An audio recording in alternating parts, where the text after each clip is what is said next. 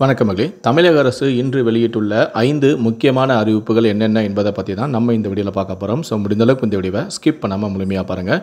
இந்த வீடியோக்குள்ளே போகிறதுக்கு முன்னாடி இதுவரை கண்டிப்பாக நீங்கள் சப்ஸ்கிரைப் பண்ணாமல் இருந்தீங்கன்னா மறக்காமல் சப்ஸ்கிரைப் பண்ணிக்கோங்க. கூடவே அந்த பெல் சிம்பிளையும் மறக்காமல் கிளிக் பண்ணுங்கள். இந்த வீடியோ உங்களுக்கு பயனுள்ளதாக இருந்துச்சுன்னா மறக்காமல் இந்த வீடியோக்கு ஒரு லைக் கொடுத்துருங்க. சரி, வாங்க இப்போ வீடியோக்குள்ளே போகலாம். முதல் அறிவிப்பு: அனைத்து பள்ளி வாகனங்களிலும் இனி ஒரு பெண் உதவியாளர் நியமிக்கப்பட வேண்டும் என உத்தரவிடப்பட்டும் உள்ளது. பள்ளி வாகனங்களுக்கான 32 வழிகாட்டு நெறிமுறைகளும் வெளியிடப்பட்டுள்ளது. பள்ளி வாகனங்களில் மாணவிகள் பாலியல் தொல்லைக்கு ஆளாவதாக வரும் புகாரை அடுத்து தனியார் பள்ளி இயக்குனர் உத்தரவிட்டும் இருக்கிறார். அதன்படி பள்ளி வாகனங்களை இயக்குவதற்கான புதிய வழிகாட்டு நெறிமுறைகளை பள்ளி கல்வித்துறையும் வெளியிட்டுள்ளது. இரண்டாவது அறிவிப்பு: 12ஆம் வகுப்பு கணித தேர்வு எழுதிய மாணவர்களுக்கு போனஸ் மதிப்பெண் கிடையாது என தேர்வுத்துறை அறிவித்துள்ளது. 12ஆம் வகுப்பு கணித பொதுத் தேர்வில் 4 கேள்விகள் தவறாக இடம்பெற்றிருப்பதாகவும் அதற்குரிய 13 மதிப்பெண்கள் மாணவர்களுக்கு வழங்க வேண்டும் எனவும் கணித ஆசிரியர்கள் தேர்வுத்துறைக்கு கோரிக்கை விடுத்திருந்தனர். இதுகுறித்து ஆய்வு செய்யப்பட்ட நிலையில் கேள்விகள் அனைத்துமே சரியாக இருப்பதாக கூறி போனஸ் மதிப்பெண் அளிக்க தேர்வுத்துறை மறுத்துவிட்டது. மூன்றாவது அறிவிப்பு: தெற்கு ரயில்வேயில் பல்வேறு வழித்தடங்களில் தண்டவாளம் மேம்படுத்தும் பணி விரைவுபடுத்தப்பட்டு வேக கட்டுப்பாடுகள் நீக்கப்பட்டும் உள்ளன. இதனால் 170 ரயில்களின் வேகம் அதிகரிக்கப்பட்டும் உள்ளது.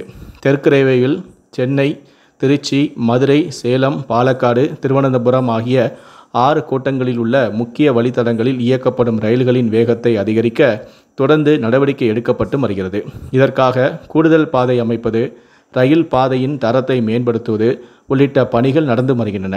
தெற்கு ரயில்வேயில் ரயில் தண்டவாளம் புதுப்பித்தல் பணிக்காக மட்டும் மத்திய பட்ஜெட்டில் 1240 கோடி ரூபாய் ஒதுக்கப்பட்டுள்ளது. நான்காவது அறிவிப்பு: தமிழகத்தில் வாக்குப்பதிவு நடைபெறும் ஏப்ரல் 19ஆம் தேதி காலை 7 மணிக்கு வாக்குப்பதிவு தொடங்கும் நிலையில் அன்றைய நாளிலிருந்து 48 மணி நேரத்திற்கு முன்பாக, அதாவது ஏப்ரல் 17ஆம் தேதி மாலை 6 மணி முதல் கடைசி கட்ட தேர்தல் நடைபெறும் ஜூன் 1ஆம் தேதி மாலை 6:30 வரை வாக்குப்பதிவுக்கு பிந்தைய கருத்து கணிப்புகள் நடத்தவோ, அதனை அச்சு அல்லது மின்னணு ஊடகங்கள் வாயிலாக வெளியிடவோ அல்லது வேறு ஏதேனும் முறையில் பரப்பவோ தடை விதிக்கப்படுவதாக தேர்தல் ஆணையம் அறிவித்துள்ளது. இந்த விதிமுறைகளை மீறும் எவரும் 2 ஆண்டுகள் சிறை அல்லது அபராதம் அல்லது இரண்டும் சேர்த்து விதிக்கப்படும்.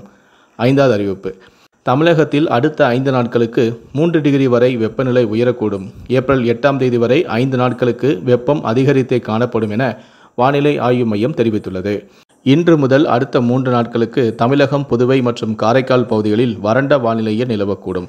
8 முதல் 10ஆம் தேதி வரை கடலோர மாவட்டங்கள் மற்றும் அதனை ஒட்டிய மாவட்டங்களில் ஓரிரு இடங்களிலும், புதுவை மற்றும் காரைக்கால் பகுதிகளிலும் லேசான முதல் மிதமான மழை பெய்யக்கூடும்.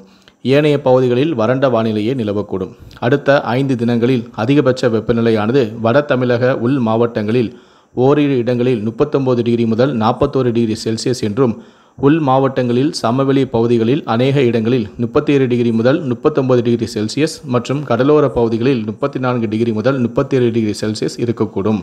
இந்த 5 அறிவுகளை பற்றிய உடைய கருத்துக்களை கீழே இருக்கக்கூடிய கமெண்ட் செக்ஷனில் மறக்காமல் சொல்லுங்கள். முடிந்தளவுக்கு இந்த வீடியோவை மற்றவங்களுக்கும் ஷேர் பண்ணுங்கள். நன்றி, வணக்கம்.